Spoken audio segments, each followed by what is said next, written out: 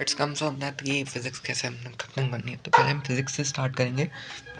Electric field and charges. Electric field में सबसे पहला आता है electrochemistry. Electrochemistry is all about electro means charge and statics means study at rest. Electric charge, the property of the material due to which is it exert electromagnetic force, electrostatic force on a material or a object. That is your electric field, electric charge. Then charges of your two types, that is your, and then it comes on that key charge on a electron is 1 minus 1.6 into 10 the power minus 19 coulomb, and charge on proton is equal to plus का 1.6 into 10 the power minus 19 coulomb. Charge on electron or charge on proton is equal, but charge of electron and charge of charge of proton is equal to the minus of charge on electron. ठीक है। मास क्या होता है? मास Coulomb में होता है इसका हमेशा। तो न्यूट्रॉन जो होता है वो हमेशा तुम्हारा चार्जलेस है, मतलब ज़ीरो चार्ज जो होता है वो ज़ीरो होता है। दिख रहा है? हाँ दिख रहा है। ठीक है भाई, पता नहीं कितने पे है, 700 पे शायद चल रही होगी है। तो भैया अब इतने पे होगी क्योंकि हमें 2 बार इसको दिन में करना है, तो उसमें थोड़ा सा तो वो लगेगा। ठीक है। उसके बाद क्या आता है? Delta M, delta P, delta E, delta M, delta P, delta E, delta M, delta P, delta E, delta M, delta P, delta E. Delta क्या याद करूँ। सबसे ज़्यादा होता है मास बड़ा होता है सबसे ज़्यादा न्यूट्रॉन का, देन प्रोटॉन का, देन इलेक्ट्रॉन का। ऐसे ही होता है ऑर्डर। न्यूट्रॉन, प्रोटॉन और electron. Proton, neutron, electron, neutron, proton, electron. Mass method of charging में बात कर लेते हैं। कोई भी इस वीडियो के नीचे मेरे को ये कमेंट मत करते हुए दिख जाना, जेगा क्या रहा, मुँह तोड़ दूंगा उसका। मेथड ऑफ चार्जिंग फ्रैक्शन क्या होता है? Bye rubbing. जब हम मेथड ऑफ चार्जिंग कैसे कर सकते हैं? चार्जिंग हम कर सकते हैं। सबसे पहले हम यहाँ पे आएंगे, तो यहाँ पे होगा सबसे पहला मेथड ऑफ चार्जिंग। सबसे पहला है charging by fraction. Charging by fraction मतलब रब करके चार्ज करना है। फिर charging by conduction. Charging by conduction मतलब by constant. Charging bye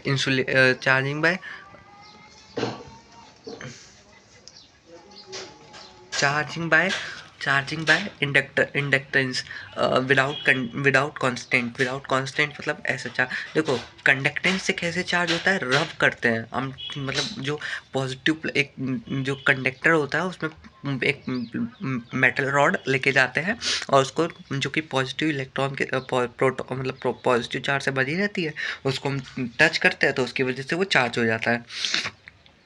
by induction से क्या होता है? इंडक्शन से हम ऐसे चार्ज करते हैं कि उसमें हम रब नहीं करते हैं, बट यहाँ पे पॉजिटिव इलेक्ट्रॉन जब हम एक मेटल प्लेट को लेके जाते हैं तो वहाँ पे सारे एक side electron collect, positive charge मतलब इलेक्ट्रॉन कलेक्ट हो जाते हैं। इधर तुम्हारा पॉजिटिव चार्ज बचता है। पॉजिटिव चार्ज में हम डाइलेक्ट्रिक लगा के एक अर्थ वायर को लगा के यहाँ से सारे उसको वो निकाल लेते हैं।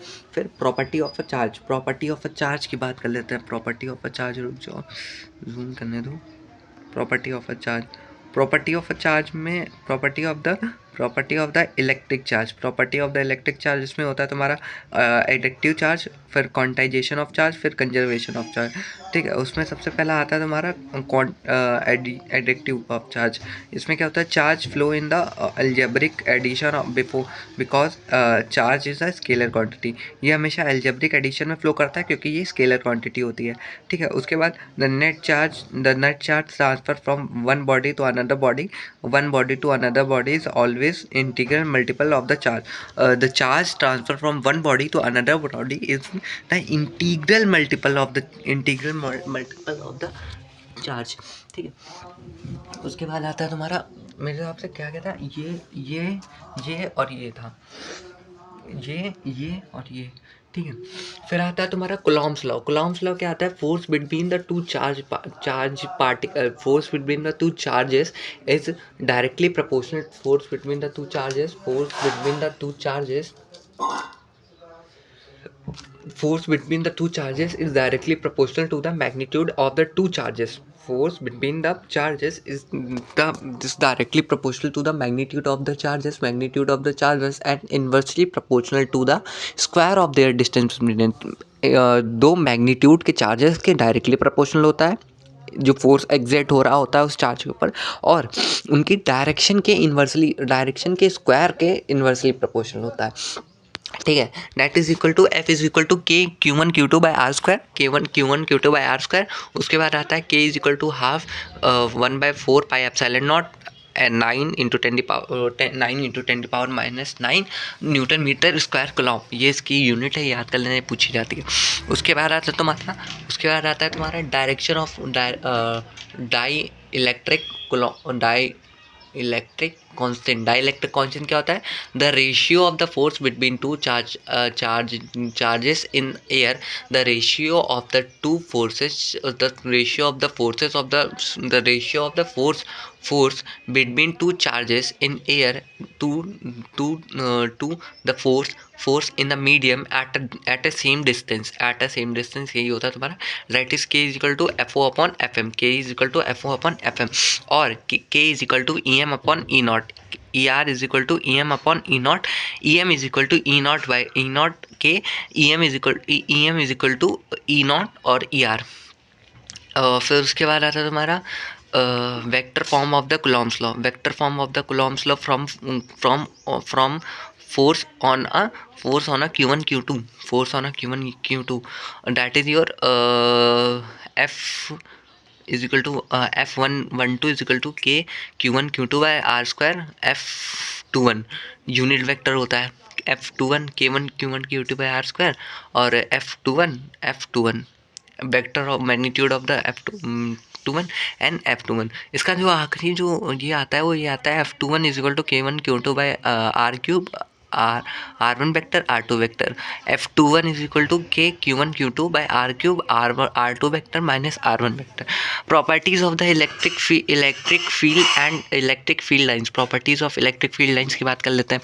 Starting at the positive and terminate at a negative plate. कहाँ से स्टार्ट होती है, पॉजिटिव से, और टर्मिनेट होती है नेगेटिव पे। स्मूथ कंटिन्यूस फ्रेम बनाती है, कर्व बनाती है। Do not make a close loop, कभी क्लोज लूप नहीं बनाते हैं। और electric field line is always perpendicular to the surface of the conductor. Electric fields are always perpendicular to the surface of the conductor. Electric field line never intersect each other, because if they intersect there will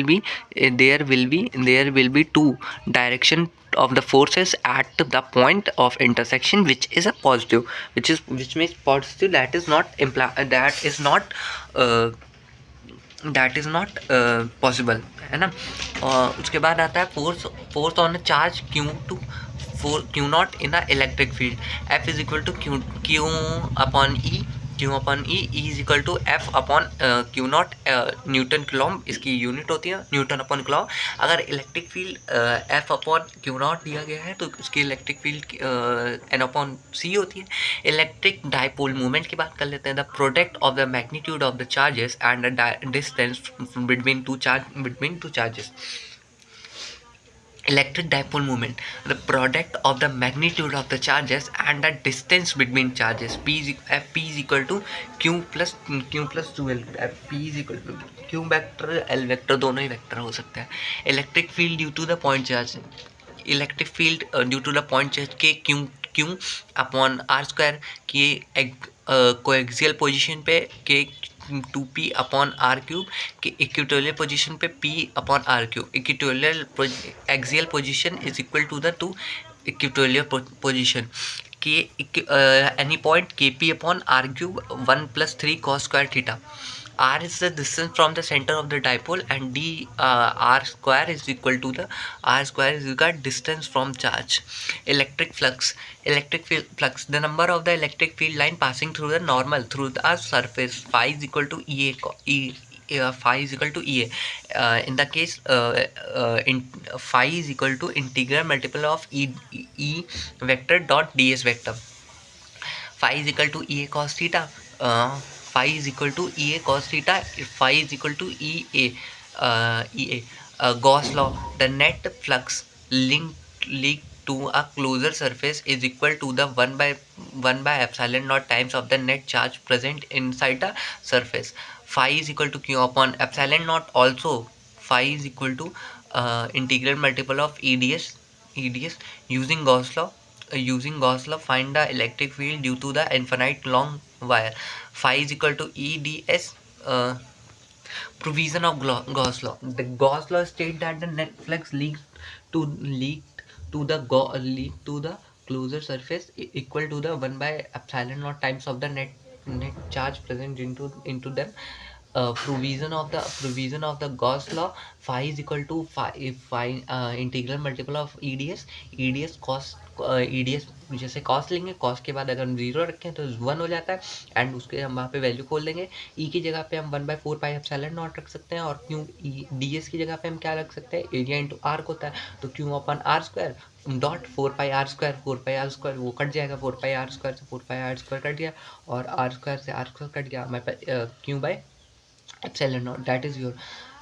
इसमें ये diagram देता है. आगे बढ़ते हैं. 1 minute यार.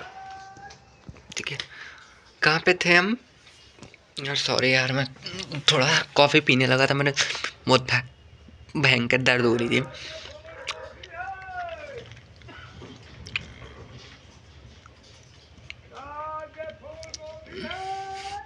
E is equal to half. ये होता है ना, देखो यहाँ पे ना एक सिलेंडर बना लो और एक इन्फिनाइट लॉन्ग शीट बना लो. तो इन्फिनाइट लॉन्ग शीट के जो ऊपर होगा उसमें क्या होगा, वो 90 डिग्री होगा, और बीच में क्या होगा, बीच में वो 0 डिग्री होगा ना, ऑब्वियसली, क्योंकि ऊपर वाला तो कैंसिल हो जाएगा, और जो इधर वाला रहेगा केवल 180 ये वाला, तो ये 0 होगा और ये 90 होगा, है ना. अब हम आगे बात करते हैं. नाउ लीनियर चार्ज डेंसिटी, मतलब कि lambda is equal to Q by L होता है. Lambda is equal to Q is equal to lambda L हो जाता है. ये तुम्हारा फॉर्मूला बन गया. अब देखो यहाँ पे E is equal to half. Lambda की जगह E is equal to half 2 pi epsilon naught dot lambda L upon R L. E is equal to 2 pi epsilon naught lambda R. ठीक है, फिर E is directly inversely proportional to R, and EQ is equal to KQ upon R square. E is inversely proportional to R square and E axial. देखो, अगर अगर R square के था तो वो R के इन्वर्सली प्रोपोर्शनल था, तो R स्क्वायर के भी इन्वर्सली प्रोपोर्शनल होगा. ठीक है, आर क्यूब के भी इन्वर्सली प्रोपोर्शनल होता है. ये वो डाइपोल हो जाता है, और axial position K.2p upon r cube होता है, तो उसके इन्वर्सली प्रोपोर्शनल हो जाता है. Electric field due to charge sheet. तो integral multiple of EDS is equal to q e electric field due to the infinite charge sheet की वजह से. इसमें बस एक चीज़ होता है, इसमें 2 cos 0 होता है. ठीक है, मतलब यहाँ पे एक ही 0 होता है, क्योंकि इसमें क्या होता है 90 वाला 0 हो जाता है, तो EDS रह जाता है. EDS की जगह पे हम डायरेक्ट वैल्यू लिख सकते हैं. इसमें क्या रहता है, इसमें 2 0 होते हैं, मतलब इसमें 1 0 होता है, 2 0 होता है. ठीक है, 2 0 मतलब यहाँ पे 1 1 आ जाएगी. cos 0 1 होता है, cos 90 0 होता है.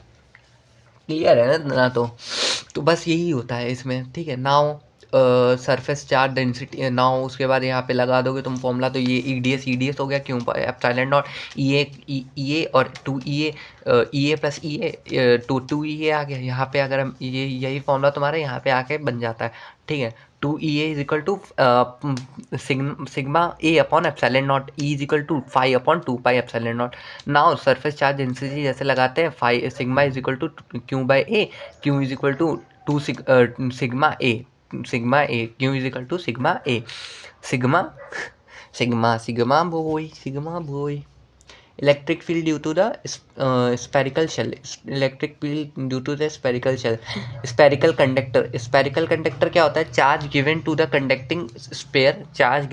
conducting sphere act like a whole charge is kept on the center of the sphere, charge to the given conductor of the sphere act like a whole charge is kept on the center, ठीक है। ये electric field due to the spherical का होता है, that is centre of the sphere क्या होता है, E outside is equal to K Q by R square, और ई सरफेस क्या होता है, E sigma A upon R square is equal to 1/4 epsilon naught sigma 4 R square upon R square से R square cut गया और 4 से 4 cut गया, और यहाँ पे हमारे पास ऊपर क्या बचा, सिग्मा, और नीचे एप्सिलॉन नॉट। तो यही होता है सरफेस पे, सरफेस क्या होता है, इलेक्ट्रिक फील्ड ऑन सरफेस क्या होती है, sigma by epsilon not. Inside क्या होती है, 0, किसमें, स्पेरिकल शेल में, स्पेरिकल शेल के सरफेस पे क्या होता है, सिग्मा बाय एप्सिलॉन नॉट, और उसके इनसाइड क्या होता है, वो तुम्हारा 0 होती है। Electric field on a axial position of the circular ring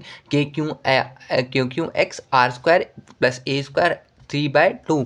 ये तुम्हारी और 2 चैप्टर जैसे करंट इलेक्ट्रिसिटी में भी पूछा जाएगा, और एसी में, करंट इलेक्ट्रिसिटी में बार आता है इसका। Expression for the torque of the dipole of the electric field, torque is equal to magnitude of the either force and multiply by the perpendicular distance। तो tau is equal to K E into ए सी, ये पहली question हो गई। और हमें एक बात पता है, साइन ए सी, देखो यहाँ पे अल्टरनेटिंग करंट की बात हो रही है, 2L होता है, तो A C is equal to 2L sine theta, put value of the equation number 1, तो tau is equal to 2L sine theta, तो tau is equal to 2L sine theta, tau is equal to P E sine theta, और tau is equal to P into E. Also max torque की बात कर लेते हैं, E is equal to P E sine theta, tau is equal to P E. अब unstable equilibrium में theta 180 होता है, स्टेबल में थीटा 0 होता है, बस यही होता है। अरे और क्या बात कर सकता हूँ, हाँ, electric potential and the capacitor, electric potential and the capacitor.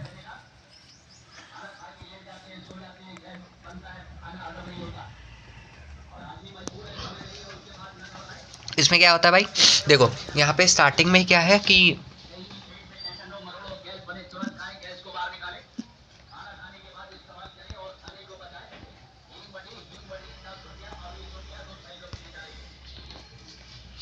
उसके बाद आता है तुम्हारा अगला है electric potential and capacitance. Electric potential and capacitance, electric potential क्या है, इलेक्ट्रिक पोटेंशियल है द इलेक्ट्रिक पोटेंशियल की बात कर लेते हैं। It is a amount of the work done in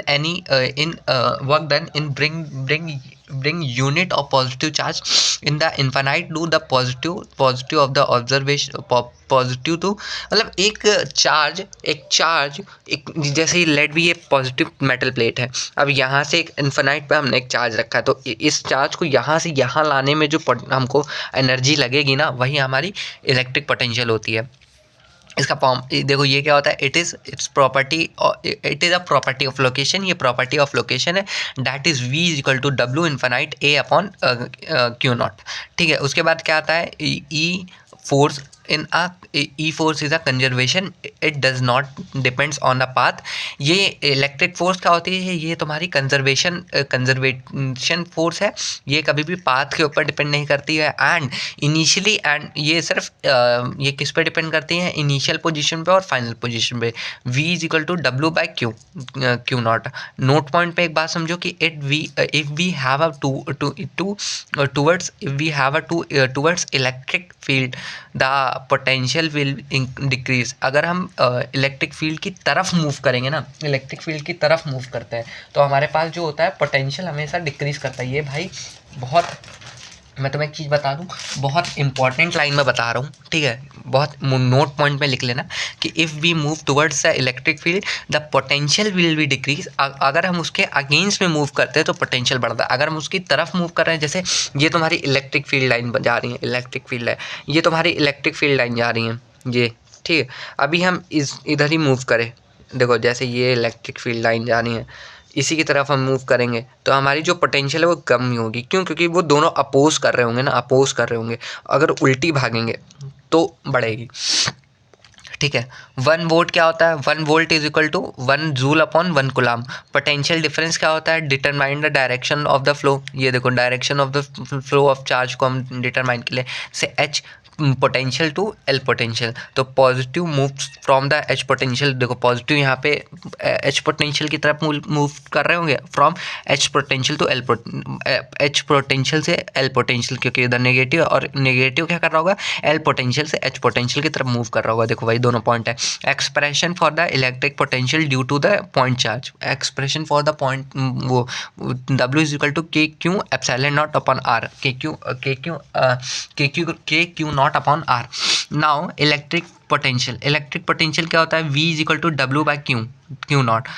तो V is equal to W by Q naught, V is equal to K Q naught upon R upon Q naught, के V is equal to K Q by R, और V is equal to 1/4 pi epsilon naught Q upon are.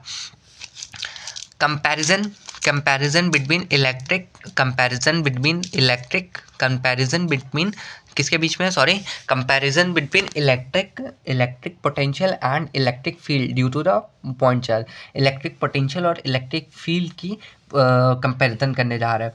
V is equal to K Q by R, V is equal to inverse of 1/r, K is equal to K Q by R square, E is equal to 1/r square. Is I'm clear? Electric field on a electric potential inside the conductor of sphere. ये देखो, ये electric field and electric potential both are max on the surface and moving away from the E and V decrease by 1/r square and 1/r respectively. Comparison between the electric field and electric potential for the conducting shell that is your max कब होता है? पहले बढ़ता है फिर एकदम से decrease हो जाता है। As I am clear, electric potential due to the dipole on a axial position. Phi is equal to 1/4 pi epsilon naught P upon R square, 2QL. V is equal to Kp by R square. Electric potential on a equatorial position, that is V naught. Relation between the electric field and the electric potential, dW is equal to dV dot q naught. dV by dW by q naught भी होता है। Electric E is equal to potential difference upon distance.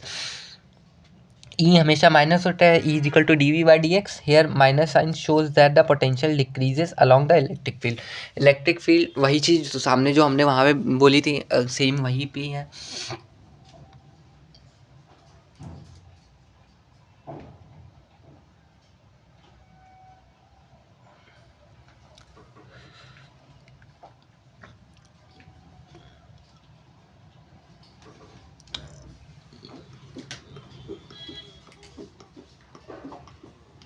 हाँ, आगे देखो, फिर उसके बाद आता है equatorial surface. It is a equipotential surface. It is the locus of all those whose potential is same on its surface, whose potential is same at every point. सारी potential same होती है किस पे? सरफेस पे, और at every point. Equatorial surface is perpendicular to the electric field. Equatorial surface perpendicular होती है electric field के। प्रॉपर्टीज ऑफ इक्विपोटेंशियल सरफेस की बात कर लेते हैं। Equipotential same surface have same potential everywhere, same potential होता है हर जगह पे।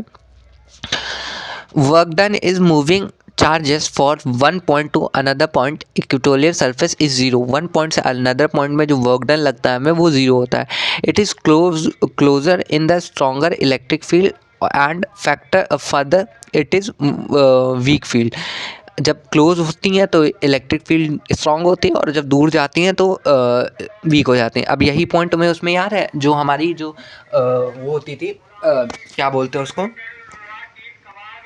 जो हमारी फील्ड होती थी, कौन सी फील्ड मैं की बात क्या कर रहा हूँ, मैं उस फोर्स की बात कर रहा हूँ। कौन सा फोर्स था यार वो, अरे यार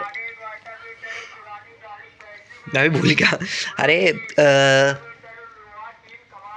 nucleic force, nuclear force. Nuclear force क्या होती है, जब हम 0.8 फर्मी से भी शॉर्टेस्ट डिस्टेंस पे लेके जाते हैं तो वो रिपल्सिव फोर्स की तरह एक्ट करने लगती है, याद है। देखो बीच बीच में पॉइंट जो भी मेरे को आते रहेंगे बताता रहूँगा। फिर उसके बाद ये हो गया, हाँ, two equatorial surface never intersect each other. देखो यही सेम पॉइंट यहाँ भी था इलेक्ट्रिक फील्ड वाले में, इलेक्ट्रिक पोटेंशियल में, इलेक्ट्रिक फील्ड वाले में, कि वो भी कभी एक दूसरे को नहीं इंटरसेक्ट करती हैं। क्यों? क्योंकि अगर इस यहाँ पे ये इंटरसेक्ट कर देती हैं, because if they intersect there will be a two potential. यहाँ पे दो पोटेंशियल आ जाता है, वहाँ पे दो डायरेक्शन आ जाती हैं, जो कि दोनों में पॉसिबल नहीं है, तो यहाँ पे ये फॉल्स हो जाता है। ठीक है, उसके बाद आता है तुम्हारा electric potential energy of the particle system, of a particle system to work done.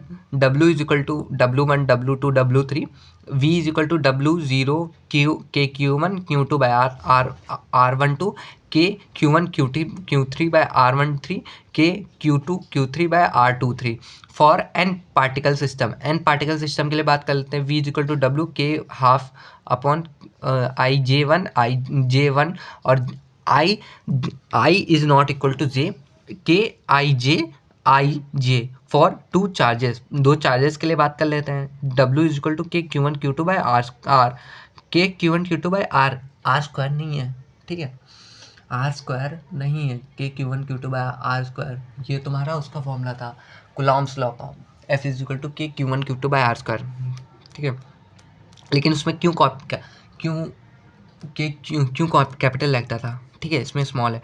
कि Q1 Q2 is negative and Q1 Q2 is always less than 0, ठीक है। V is equal to minus Q2 और यहाँ पे act force attraction force is equal to the potential energy of negative, ठीक है। Q1 Q2 positive होगा तो क्या हमेशा 0 से बड़ा रहेगा, और U पॉजिटिव रहेगा, repulsive force potential always positive रहेगी। Electric potential energy external electric field W is equal to W1 W2, U is equal to W Q1 VR plus Q2 V2, Q1 V1 plus Q2 V2 plus Q1 Q2 upon R12। Potential energy stored in a dipole in the electric field, W is equal to PE cos theta, W is equal to PE cos theta. This work stored in the form of the potential energy W is equal to minus PE cos theta. PE cos theta work done in a storing dipole by the 180 phi is equal to 0, phi 2 is equal to 180 degree and W is equal to 2 potential energy. W is equal to 2 potential energy. Relation between the current intensity and the drift velocity. Drift velocity तुम्हारा current electricity, मतलब अगला जो chapter है उसमें आएगा, but यहाँ पे एक टॉपिक है तो उसको पढ़ लो कि ड्रिफ्ट वेलोसिटी होती क्या है। अगर मैं तुमसे पूछूं कि ड्रिफ्ट वेलोसिटी, मैं तुमसे पूछूं कि भाई ड्रिफ्ट वेलोसिटी क्या है, तो इलेक्ट्रॉन की जो ड्रिफ्ट है, ठीक है, ड्रिफ्ट रुक जाओ एक minute, EMF electromagnetic force,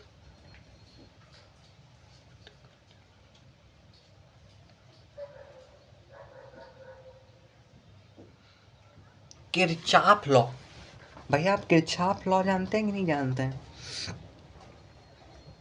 variation हो गया, फराडे के लो, फराडी इलेक्ट्रिक चार्ज ड्रिफ्ट वेलोसिटी, हाँ, the average velocity with which the electron drift towards the positive ends of the conductor, the average velocity with which the electron drift towards the positive terminal.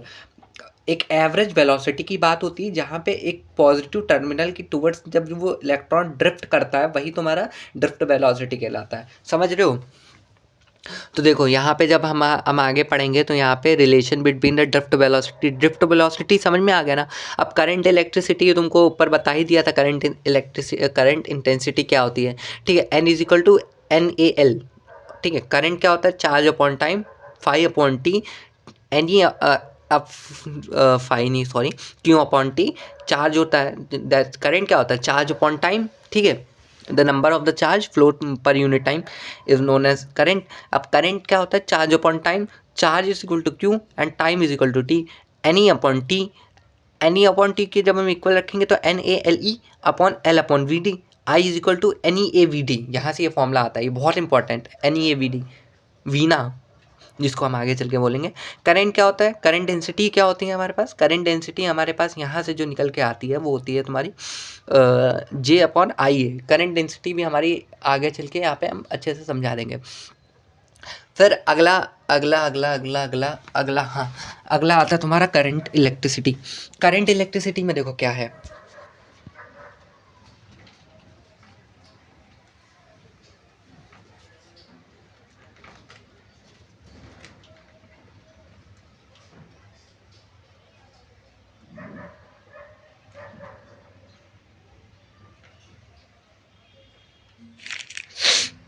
Current electricity की बात कर लेते हैं। Current electricity क्या होता है भाई, current electricity की होती है द इलेक्ट्रिक चार्ज। सबसे पहले हम करंट इलेक्ट्रिसिटी स्टार्ट कर रहे हैं, या तो यार हम या EMI कर लें, पहले EMI कर लें, फिर EMF मूविंग चार्जेस कर लें। देखो लाइन से लेकर चलते हैं यार ना कंफ्यूजिंग हो जाएगा। तो पूरा कंफ्यूजिंग सा लग गया है यार, इतने सारे चैप्टर लग गए हैं, पूरा कंफ्यूज हो गए। करंट इलेक्ट्रिसिटी ये स्टार्ट करते हैं क्योंकि बहुत जल्दी ये सिमट जाएगा। करंट इलेक्ट्रिसिटी क्या है, करंट इलेक्ट्रिसिटी क्या है, देखो अब हम इलेक्ट्रिक चार्जेस की बात कर लेते हैं। अब देखो मेरे भाई इलेक्ट्रिक चार्जेस क्या होता है, भाई बहुत गंदा लग रहा है ये, हटा देंगे भाई, साथ बस थोड़े दिन और उसके बाद सब हटा दूंगा, सारा कुछ हटा देंगे भाई। ऊब है भाई इससे हम।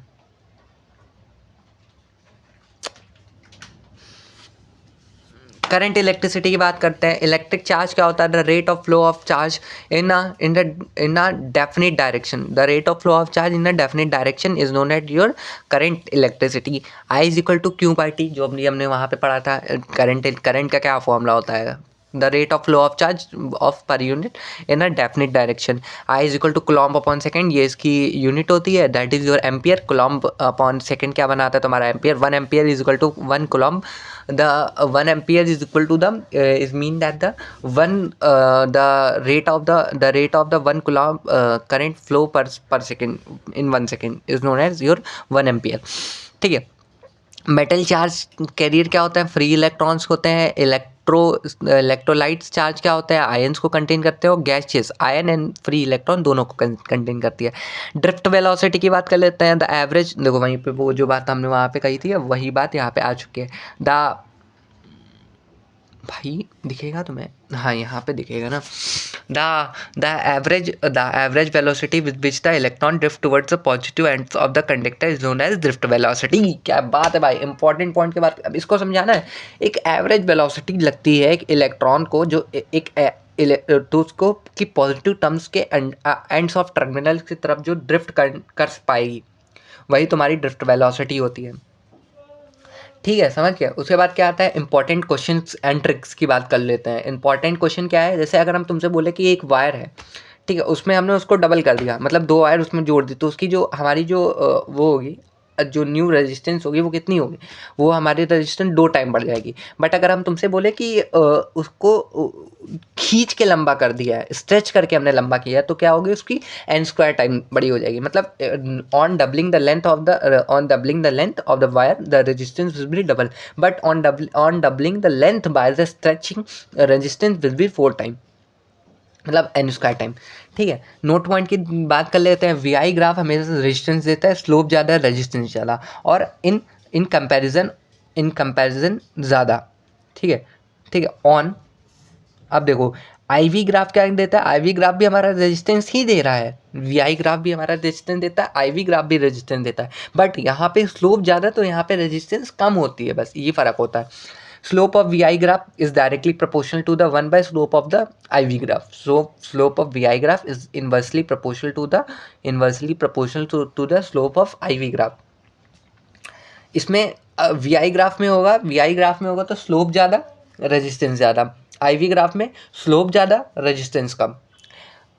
EMF क्या होता है, electromotive force. The energy required by the charge to complete its cycle is called EMF। The energy required to complete इस साइकिल, एक साइकिल को कंप्लीट करने में जो एनर्जी हमें लग रही होती है ना, वही एनर्जी हमारी EMF बोलते हैं उसको, इलेक्ट्रोमोटिव फोर्स। वही, अब इलेक्ट्रोमोटिव फोर्स की बात कर लेते हैं। The maximum potential difference between the electrons of the cell in a open circuit is called electromotive force और EMF। ठीक है, EMF 2 बार लिखा है, electromotive force of the cell और EMF। ठीक है, EV is equal to IR, E is equal to IR plus IR, that is E is equal to, अगर हम यहाँ से I कॉमन ले लें तो यहाँ पे क्या बचेगा, R प्लस ये स्मॉल r है। ठीक है, ये स्मॉल r है, गलती हो गई मुझसे, आई एम सॉरी। यहाँ पे R प्लस स्मॉल r, तो I is equal to E is equal to V plus IR, यहाँ पे V लगा देंगे तो V प्लस IR हो गया, and I is equal to E by R plus R। EMF क्या होता है, टर्मिनल पोटेंशियल फोर्स होती है during the reaching terminal voltage of E is greater than EMF। ठीक है, E is equal to IR plus IR, E is equal to V plus IR, E is equal to E minus IR। Electric power क्या होता है, the rate of doing work by the source of EMI। P is equal to VI, P is equal to I square R and P is equal to VI, P is equal to V square by R। SI unit watt होती है, और ये parallel के लिए हम बात किए हैं। इलेक्ट्रिक एनर्जी की बात कर लेते हैं। इलेक्ट्रिक एनर्जी क्या होता है, इलेक्ट्रिक एनर्जी क्या होता है, energy is equal to I square RT, is equal to I square RT। देखो अब मैं एक चीज़ बता दूं भाई, कि मैं देखो इतने में तुम्हारा बहुत हद तक चैप्टर ख़त्म हो जाता है। ये वाला पॉइंट देखो, ये वाला पॉइंट जो मैंने बताया, नहीं दिख रहा होगा तुमको, ये वाला ये तीनों इसी की है, it's equal to physics Wallah. ठीक है, I am sorry to take the name of the any institute, but पढ़ा है यार मैंने, तो मैं नाम ले सकता हूँ ऐसे, है ना। तो देखो पावर, हम कहाँ पे थे, इलेक्ट्रिक पावर, इलेक्ट्रिक एनर्जी, ये कॉमर्शियल यूनिट होती है, kilo watt into hour. Unit क्या होती है, जूल होती है। 1 kilo watt is equal to 3.6 into 10⁻�6 joule. 1 kilo watt is equal to 1 unit होता है, मीटर रीडिंग होती है। पावर रेटिंग क्या होता है, the power that is market on device at a given voltage. A device may be delivered different power at a different voltage, but the resistance is always remain same, that is P is equal to V square by R। R is equal to V square given upon potential energy। अब इसके बाद हम बात कर लेते हैं Kirchhoff law की। Kirchhoff law पे डायरेक्ट कहाँ आ गए हम, किरचॉफ लॉ इसके बाद हमें वो करना था, लेकिन इसके बाद हम डायरेक्ट नीचे आराम से लेट के पढ़ लेंगे ना।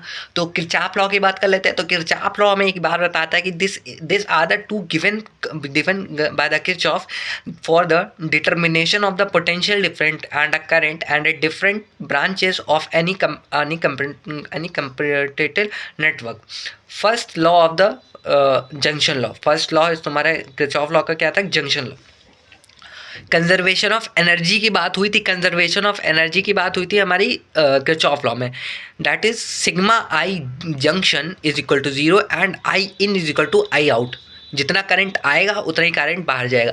What is the value of the current I in following circuit. अब देखो यहाँ पे आई की वैल्यू क्या होगी, अब देखो ये चीज़ बहुत ध्यान से समझ लो।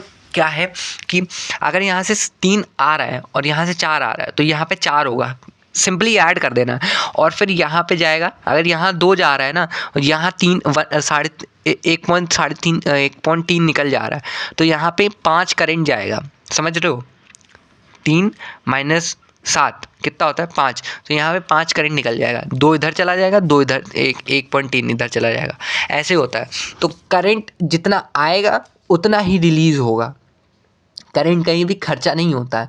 Second law of conservation of current यही डिराइव करता है कि जैसे वो कंजर्वेशन क्या समझते हो, किसी चीज़ का कंजर्व रहना ना, तो कंजर्वेशन से बस वही चीज़ हमेशा एक चीज़ रटे हो ना कि energy neither we created neither we destroyed, this can transfer one body to another body, बिल्कुल सेम है वो, वही चीज़ की बात हो रही है यहाँ पे भी।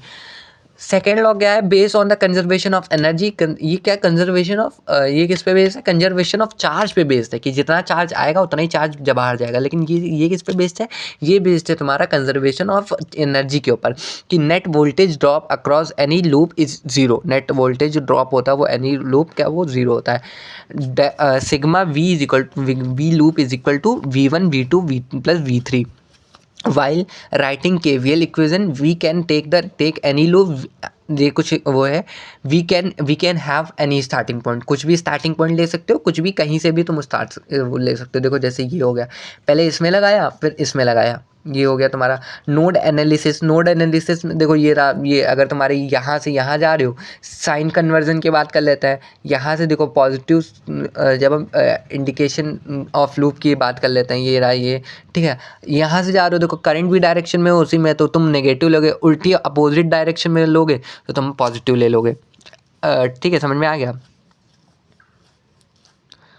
फिर उसके बाद नोड एनालिसिस की बात कर लेते हैं, KVL ही है ये, तो take zero anywhere negative terminal of the battery, यहाँ से नेगेटिव टर्मिनल लो और जंक्शन लॉ लगाओ, sigma I equal to zero.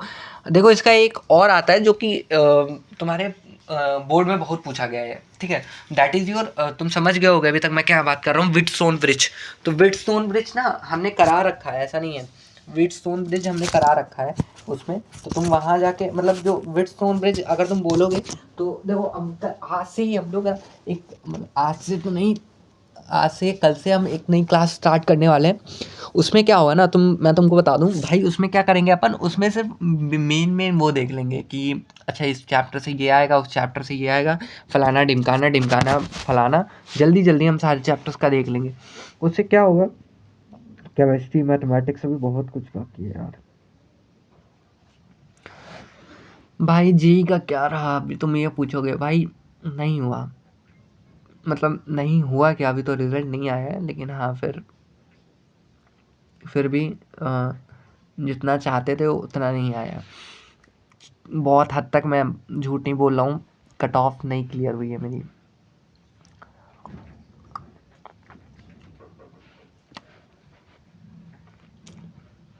कोई नहीं, मैं बस वही सोच रहा था कि कहीं कुछ गलतियाँ रह गई मुझसे। कोई बात नहीं यार, मैं अब आगे ट्राई करता रहूँगा, कुछ नहीं तो कुछ और सही, किसी और चीज़ की तैयारी कर लेंगे, सिविल की तैयारी कर लेंगे। अगर तुम्हारे माइंड में हाँ कुछ हो कि भाई ये कर ले वो कर ले, तो मुझे बताइए, मैं ज़रूर तुम्हारे कमेंट्स पढ़ूँगा और हेल्प मी आउट। अगर तुम्हें किसी चीज़ की इस जेई या इंजीनियरिंग बैच छोड़ के किसी सिविल सर्विसेज की कुछ पता हो तो मुझे ज़रूर बताना, मैं ज़रूर उस चीज़ को, तुम्हारी बात को ध्यान दूंगा और समझूंगा और हाँ ट्राई ज़रूर करूँगा। ठीक है, चलो फिर बैक टू द टॉपिक। फिर उसके बाद आती है तुम्हारी mobility is equal to W is equal to VD upon E is equal to E tau upon ME। तो यहाँ से तुम्हारा जो फॉर्मूला बनता है मोबिलिटी का, डायट is E upon tau upon M। Mobility बढ़ाओगे, M बढ़ाओगे तो ये कम हो जाएगा, जो हल्का होगा वो ज़्यादा मूव करेगा, जो भारी होगा वो कम मूव करेगा। मतलब जो फ्लो ऑफ इलेक्ट्रॉन की बात होती है in a free state, if all 1x zoom हो गया लो,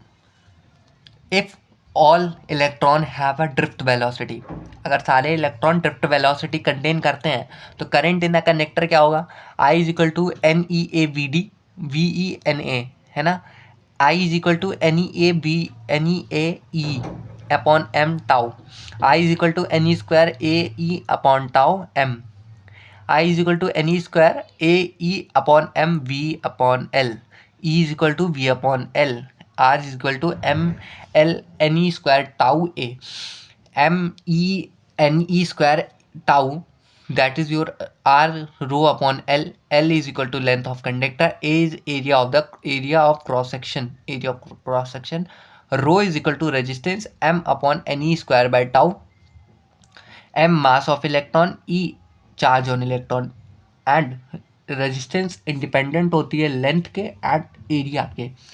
लेंथ के डायरेक्टली प्रोपोर्शनल होती, रजिस्टिविटी हमारी, हाँ रेजिस्टेंस तो लेंथ पे डिपेंड करती है, रजिस्टिविटी हमारी लेंथ के ऊपर डिपेंड नहीं करती है, ना एरिया पे डिपेंड करती है। हाँ ये थोड़ा कंफ्यूजिंग हो गया है लेकिन है।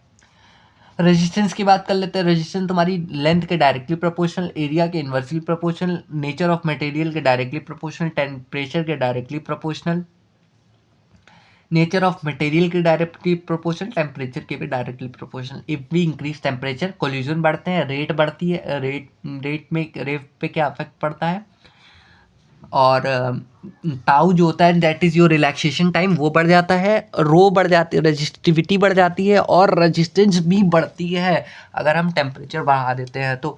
अब देखो जैसे यहाँ पे क्या है कि I is equal to N E square tau A V upon M L, तो V is equal to M L N E square tau upon A, tau A I, ये रेजिस्टेंस होती है। ओम्स लॉ की बात कर लेते हैं, V is equal to I R, यही से हमारा ये टोटल क्या है, आई तो है ना। तो उसके बाद क्या है, यहाँ से V is equal to I R, V in directly proportional to I, मतलब जिसका स्लोप ज़्यादा है उसकी R ज़्यादा,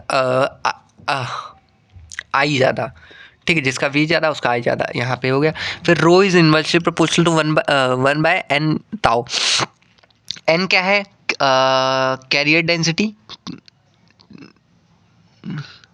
और टाउ क्या है, relaxation time,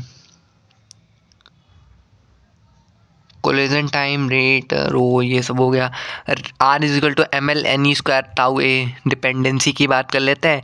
R directly proportional to L, R inversely proportional to A, R inversely proportional to number of electrons, R inversely proportional to relaxation time. जितना ज़्यादा रिलैक्सेशन टाइम होगा उतना कम तुम्हारी रेजिस्टेंस होगी। नंबर ऑफ इलेक्ट्रॉन जितने ज़्यादा होंगे उतने ज़्यादा तुम्हारा, उतना कम रेजिस्टेंस होगी। एरिया बढ़ाओगे, एरिया खींच के बड़ा कर दिया तो रेजिस्टेंस कम लगेगी। एरिया जितना कम होगा उतनी ज़्यादा रेजिस्टेंस होगी। लेंथ, जितनी लेंथ के इन्वर्स डायरेक्टली प्रोपोर्शनल, लेंथ बढ़ाओ रेजिस्टेंस बढ़ जाती है, लेंथ बढ़ाओगे तो एरिया कम हो जाएगा।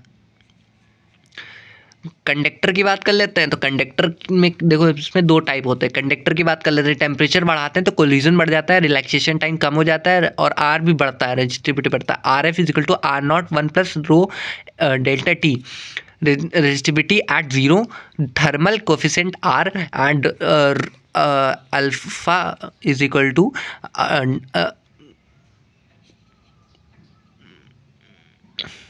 ये रहा तुम्हारा कुछ ग्राफ, ये सेमीकंडक्टर का ग्राफ है।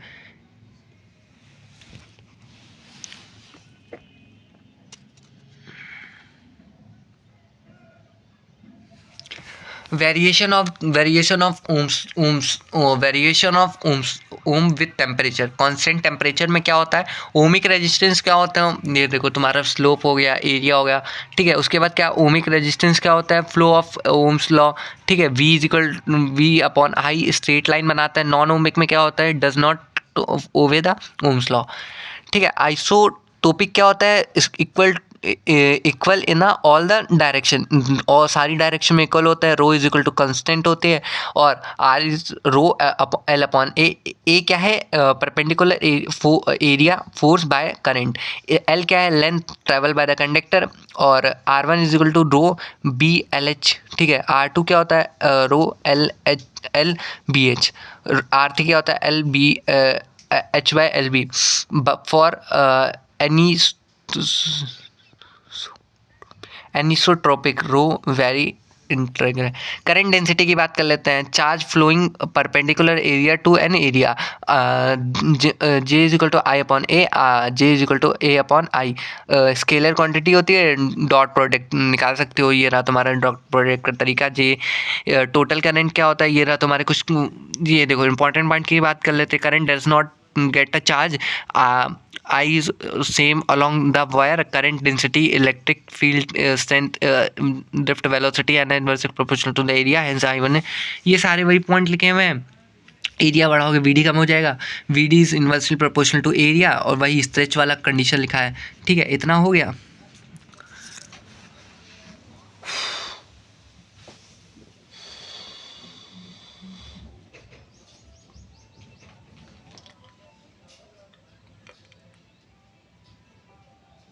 अभी कौन सा चैप्टर बाकी? मूविंग चार्जेस कर लें।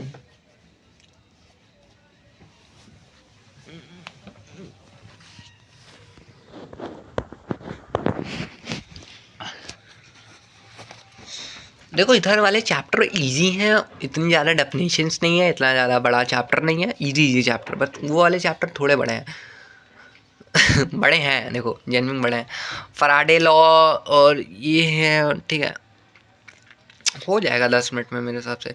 चलो फिर 15 मिनट है अभी हमारे पास, इसके बाद अब नहीं, जो इसका हम ना 2 पार्ट में डालेंगे, अभी बता दूँ स्टार्टिंग में ही 2 पार्ट में आएगी ये वीडियो। फर्स्ट पार्ट में हम तुम्हारा सिर्फ इतना ले रहे हैं कि अभी हम यही बता रहे हैं कि फिज़िक्स कंप्लीट करने के लिए बोला था लेकिन नहीं हो पाई, तो अगले पार्ट में हम फिज़िक्स का पूरा और केमिस्ट्री पूरा और ये कर लेंगे, ठीक है। तो 1 घंटे बाद, ठीक है। फिर electromagnetic induction EMI, electromagnetic induction में बात कर लेते हैं तो ये क्या है, thermal of the process of inducing electric due to the variation in the magnetic field is called electromagnetic induction.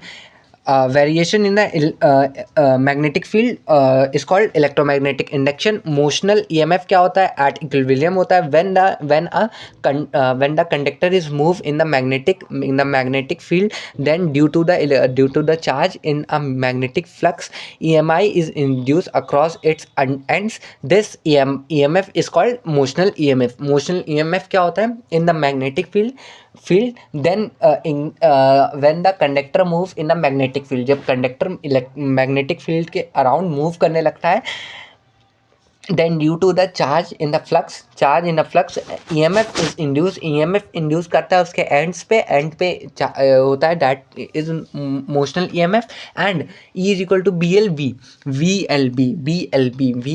Self inductions की बात कर लेते हैं, ठीक है, of a current carrying solenoid, self inductions of the current carrying solenoid considered a long solenoid of the length L, area cross section A, and length N is the number of the turns, and the length N, capital N is the total number of turns। एक solenoid है, उसके N number of turns है, A area है और L area of cross section है, और L क्या है तुम्हारा, लेंथ है उस सोलेनॉइड की। तो phi is equal to permeability N²ILA। Self inductance के से क्या हो जाएगा, L is equal to 5N²LA, L is equal to 5N²LA upon L।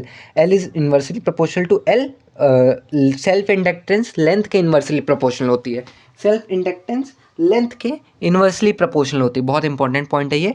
Self inductance material की डायरेक्टली प्रोपोर्शनल होती है, मटेरियल जो होता है एरिया के डायरेक्टली प्रोपोर्शनल होती है, एंड नंबर ऑफ टर्न्स के डायरेक्टली प्रोपोर्शनल होती है, ठीक है। म्यूचुअल इंडक्टेंस की बात कर लेते हैं, ये सेल्फ इंडक्टेंस और म्यूचुअल इंडक्टेंस बहुत पूछा वचन नहीं तूने माना, मैत्री का मूल्य न पहचाना, तो ले